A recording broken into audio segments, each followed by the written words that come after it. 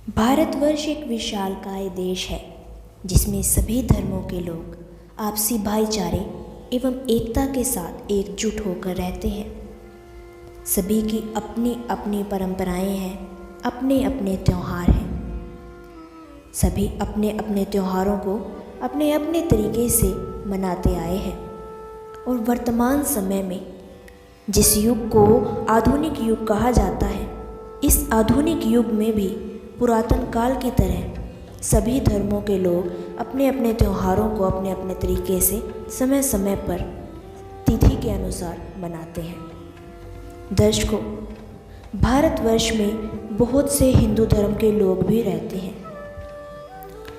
हिंदू धर्म के त्योहारों का महीना अक्टूबर और नवंबर होता है। हिंदू धर्म के त्यौहार अक्टूबर और नवंबर के महीने में बहुत ज़्यादा आते हैं। वैसे तो साल भर ही हिंदू धर्म के बहुत से त्यौहार आते हैं, लेकिन विशेष रूप से अक्टूबर और नवंबर के महीने को ही त्योहारों के महीने कहा जाता है, क्योंकि इन दिनों में हिंदू धर्म के दो विशेष त्यौहार आते हैं। पहला दशहरा, दूसरा दिवाली। साथ ही साथ नवरात्रे श्राद्ध भी इन्हीं दिनों आते हैं। दर्शकों, पुराने समय से ही पंडित, आचार्य, ऋषि, मुनि जितने भी धार्मिक संत हुए हैं, सभी अपने यजमानों को त्यौहार मनाने के लिए कहते हैं। उन्हें श्राद्ध करने के लिए भी प्रेरित करते हैं। नवरात्रों में व्रत रखने के लिए पंडित अपने यजमानों को सलाह देते हैं। लेकिन जो हिंदू धर्म के लोग श्राद्ध करते हैं, नवरात्रों में व्रत रखते हैं, दिवाली, दशहरा मनाते हैं और अन्य पूजाएं करते हैं, क्या उन्होंने कभी विचार किया है कि ये सभी साधनाएं करते करते भी हम लोग दुखी हैं? हम लोग जन्म और मृत्यु के चक्कर में हैं। हमें अपनी मृत्यु का पता भी नहीं चलता। अकाल मृत्यु तुरंत हो जाती है। इसके पीछे का क्या कारण है? हम सभी भगवानों की पूजाएं भी करते हैं, लेकिन फिर भी हमारी मृत्यु नहीं टल पाती। दर्शकों, क्या आपने कभी विचार किया है कि हम वैसे तो कहते हैं कि सबका मालिक एक, लेकिन वास्तव में वह सबका मालिक एक है कौन, जो अविनाशी है, जिसकी पूजा करने से हमारी अकाल मृत्यु भी टल सके? क्या आपने कभी विचार किया है कि वह पूर्ण परमात्मा कौन है, जिसके विषय में सभी सद्ग्रंथों में प्रमाण है? नहीं, शायद आप में से जितने भी दर्शक हैं, कभी भी इस तरफ आपका ध्यान नहीं गया होगा। इसके पीछे का कारण है क्योंकि हम लोग सभी अपने धर्मगुरु और आचार्यों, पंडितों, जितने भी हमारे धार्मिक संत हैं, उन पर हम अटूट विश्वास करते आए हैं और अपनी साधनाओं में इस कदर लिप्त हैं कि हम यह सोचते ही नहीं हैं कि हमारी साधना सही है या गलत। लेकिन वर्तमान समय में हर एक प्राणी शिक्षित है और शिक्षा का यही लाभ है कि हम लोग सही एवं गलत की छानबीन कर सकते हैं। सही और गलत को परख कर उसके विषय में जानकर हम विचार कर सकते हैं।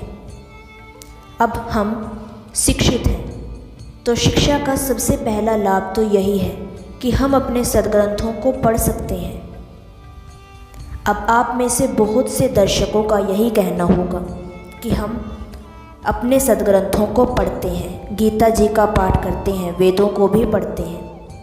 लेकिन दर्शकों, जिस प्रकार आध्यात्मिक संत अध्यात्म के टीचर होते हैं, तो उसी तरह स्कूल में भी पाठ्य पुस्तकों के टीचर होते हैं। अब आप सबको पता है कि पाठ्य पुस्तकों को पढ़ाने के लिए ही टीचर रखे जाते हैं और वही हमें पूरा सिलेबस करवाते हैं।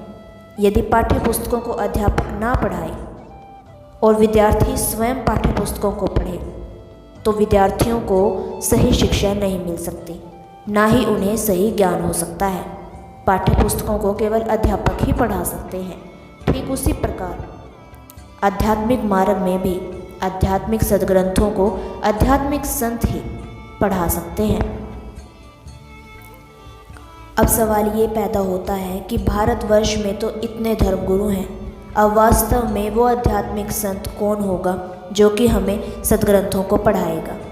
भारतवर्ष में तो जितने भी संत हैं, सभी जो भी हमें प्रवचन देते हैं वो सद्ग्रंथों के आधार पर नहीं देते। वो लोग तो कथाएं करते हैं, भजन गाते हैं और कई सत्संग भी करते हैं, लेकिन सद्ग्रंथ तो किसी के हाथ में भी नहीं होते। अब सद्ग्रंथों को पढ़ाने वाला संत कौन है, यही आज के विषय में हम डिस्कस करेंगे। दर्शकों, आपको घबराने की कोई ज़रूरत नहीं है और ना ही आपको छानबीन करने की ज़रूरत कि सही क्या है और गलत क्या है, आध्यात्मिक संत कौन है और कहाँ है।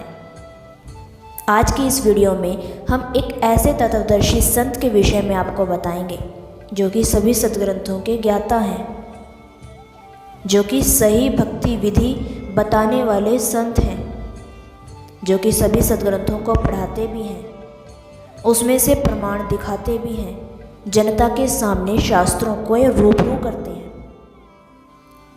जनता के सामने शास्त्रों को रूबरू करने वाला संत और कहीं नहीं हमारे भारतवर्ष में आ चुका है। हमारे भारतवर्ष में हरियाणा राज्य में वो संत मौजूद हैं और उन संत जी का बोलबाला देश विदेश में हो रहा है।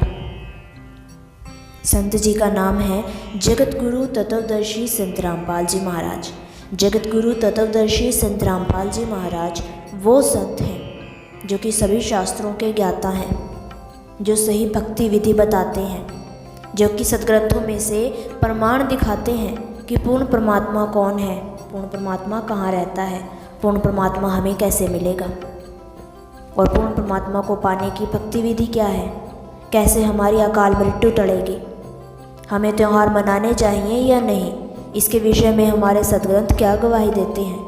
संत जी हर एक आध्यात्मिक सवाल का उत्तर ज्ञान से देते हैं और वो भी प्रमाण के साथ। यदि आप भी अपने आध्यात्मिक सवालों के उत्तर जानना चाहते हैं, सही भक्ति विधि के विषय में जानना चाहते हैं, तो आप भी जगत गुरु तत्वदर्शी संत रामपाल जी महाराज जी के विचार अवश्य सुने। जगत गुरु तत्वदर्शी संत रामपाल जी महाराज जी का ऑफिशियल यूट्यूब चैनल है संत रामपाल जी महाराज, जो कि अभी आपको स्क्रीन पर दिखाया जा रहा है। इस चैनल को सर्च करके आप अपने हर एक आध्यात्मिक सवाल का उत्तर इस चैनल की वीडियोस के माध्यम से जान सकते हैं। तो देरी ना करें, अभी चैनल पर विजिट करें, वीडियोस को देखें, लाइक एंड शेयर करें और चैनल को सब्सक्राइब कर बेल आइकन प्रेस जरूर कर लें ताकि नए नए आध्यात्मिक वीडियोस की नोटिफिकेशन आप तक पहुंचे सबसे पहले। आज के लिए बस इतना ही, मिलते हैं जल्द ही एक नई नेक्स्ट इन्फॉर्मेटिव वीडियो के साथ।